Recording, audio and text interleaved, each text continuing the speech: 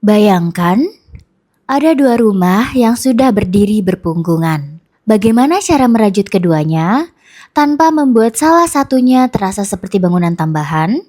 Buat kami, di Arcade Living, solusinya bukan sekedar membongkar tembok.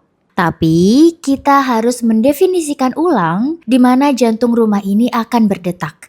Dan disinilah kami menemukan jawabannya. Void setinggi ini bukan hadir tiba-tiba. Ketika dua lahan disatukan, area tengah rawan menjadi gelap dan pengap. Jadi, kami merancang poros vertikal seperti ini. Ia bertugas menarik cahaya matahari sejauh mungkin ke dalam dan membiarkan udara mengalir bebas.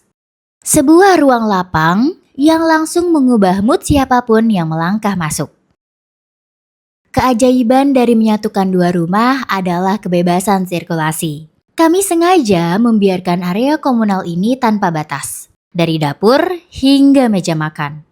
Semuanya saling melihat dan saling terhubung. Kami membayangkan suara anak-anak bermain di tepi kolam terdengar sampai ke ruang makan. Menciptakan koneksi antar anggota keluarga meski mereka sedang melakukan hal yang berbeda-beda. Akan tetapi, rumah yang hangat juga menghargai perbedaan. Dengan ruang yang lebih besar, kami punya kebebasan untuk menerjemahkan mimpi setiap penghuninya, terutama anak-anak, dengan kamar tematik yang mewakili dunia kecil mereka. Sementara itu, ada pula ruang kerja yang sunyi dan master bedroom yang tenang. Kami menatanya di area yang minim distraksi agar ia benar-benar berfungsi sebagai tempat fokus dan memulihkan diri.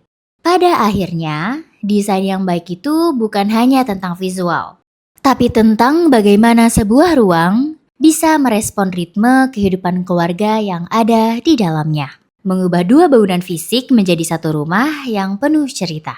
Inilah kisah dari DE House Cibubur.